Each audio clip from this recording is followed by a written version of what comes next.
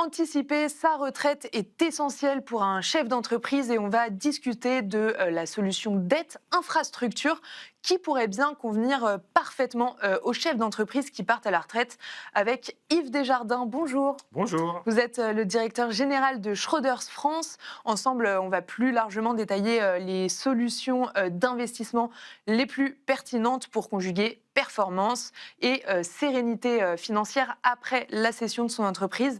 Tout d'abord, Yves, un mot rapide sur Schroders. Oui, Schroders, société de gestion britannique, présente en France depuis plus de 20 ans maintenant. On a le plaisir de gérer un peu plus de 13 ou 14 milliards, d'être 90 maintenant sur le marché français. Et on s'est beaucoup développé depuis 10 ans sur les actifs réels, objet de la discussion ce matin, et notamment sur la dette infra, l'immobilier, l'hôtellerie. Justement, parlons-en, parlons de la dette infra. Qu'est-ce que c'est la dette infra et comment ça fonctionne, à quoi ça sert, comment investir, etc.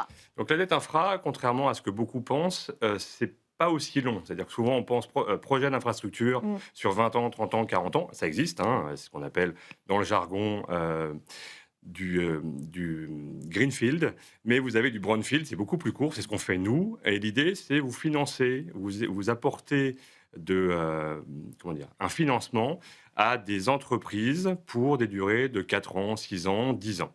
D'accord.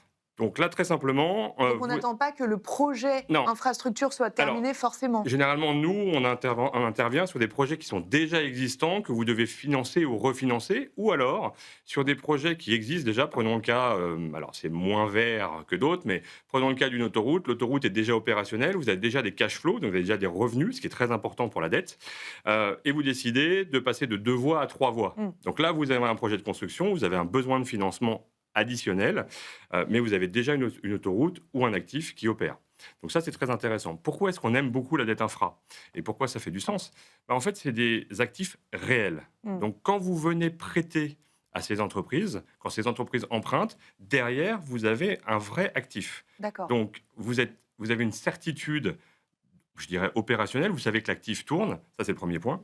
Et puis le deuxième point, c'est, et j'aime pas trop me projeter dans des mondes difficiles, mais on peut avoir des situations difficiles. C'est jamais arrivé sur ce qu'on a financé. D'accord. Vous savez que vous pouvez récupérer votre mise ou décaler la dette parce que l'actif est présent. Vous avez un parc éolien, vous avez des parcs photovoltaïques, vous avez des usines de retraitement d'eau, vous avez des aéroports, vous avez des trains, vous avez du matériel, des voies ferrées. Tout ça, ça existe et ça continuera à exister. Donc c'est sécurisant. Et vous, vous avez dit que c'était jamais arrivé chez Schroders, c'est ça? Alors, chez Schroders, on a financé, enfin, l'équipe chez nous, ça fait 10 ans qu'on a lancé cette équipe, au départ plutôt pour une clientèle institutionnelle et maintenant aussi pour une clientèle privée. Et cette équipe, depuis qu'elle travaille ensemble, a dû faire 170 opérations de financement et il n'y a eu jamais aucun défaut. Je ne dis pas que ça n'arrivera jamais. Bien sûr, bien sûr. Ça ne présage pas des investissements futurs. Exactement. Mais c'est quand même gage de confiance, finalement. C'est gage de confiance et ça en dit beaucoup, notamment quand vous avez eu une période très compliquée pour l'infrastructure. L'infrastructure, ce que je vous dis, c'est que ça opère tout le temps. Oui, on en aura toujours besoin. Oui, sauf quand vous avez eu le Covid. Le Covid, c'était un peu le crash test. Ouais. On a financé, par exemple, des aéroports en Italie. Pendant quelques temps, c'est fermé. Le financement était bien fait, on a bien suivi l'opérateur. Il n'y a pas eu de défaut, il n'y a pas eu de problématique. Donc, c'est des actifs qui, si vous êtes sérieux, si vous faites de la vraie infrastructure, et pas quelque chose qui ressemble, pas une sorte de produit Canada Dry, qui ressemble à de l'infrastructure, si vous faites vraiment de l'infra, et que vous avez bien ce qu'on appelle les covenants, donc les sécurités sur votre dette, ça doit bien se passer.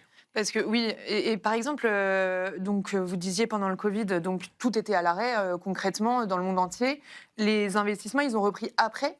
Et Non. donc, comment ça s'est passé? En fait, on a continué. On avait investi dans des entreprises. Il y avait toujours des entreprises, même si leur activité était à l'arrêt, voire pour celles pour qui c'était moins important, typiquement du photovoltaïque ou de l'éolien.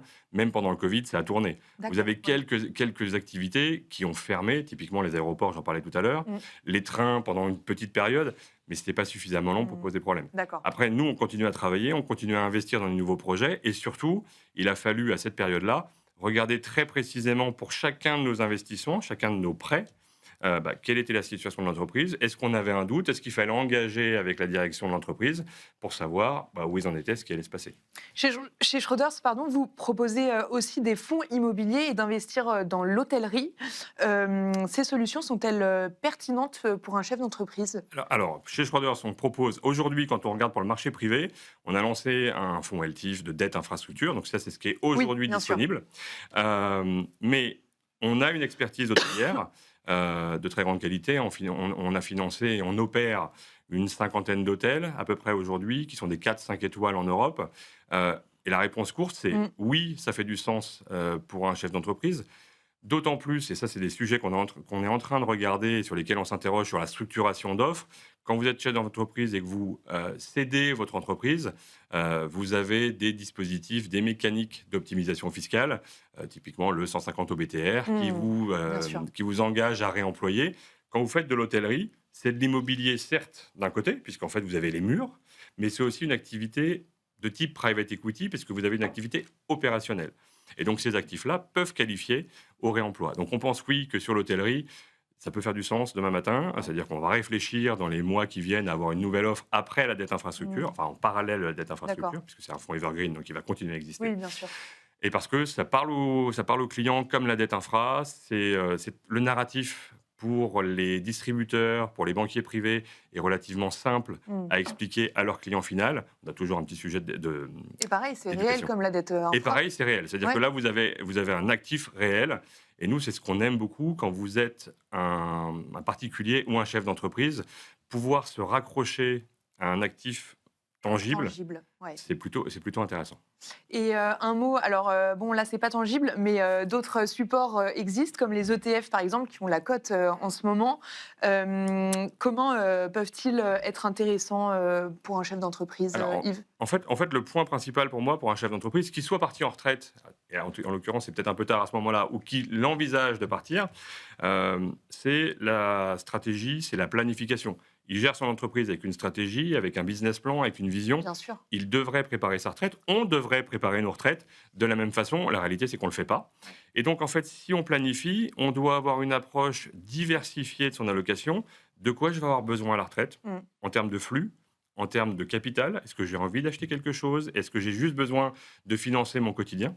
Et à partir de là, vous créez votre allocation. Et votre allocation, elle est sur les actifs privés, dette infra, private equity, immobilier, hôtellerie, mais elle est aussi, évidemment, sur les actifs cotés et publics. Mm. Et là, les ETF, nous, chez Schroders, on est une maison de gestion active, donc on était, je dirais, absent du marché des ETF. On a lancé en mois de septembre des ETF actifs, un en fixed income, en obligation, un en action. Et l'idée, c'est de se dire, on va mettre à disposition d'une clientèle des actifs cotés, liquides, comme on le faisait en fonds, comme on le fait toujours en fonds, mais dans un nouveau format qui est plus adapté au nouveau mode de digitalisation, qui est plus adapté peut-être à une nouvelle typologie, à une nouvelle génération.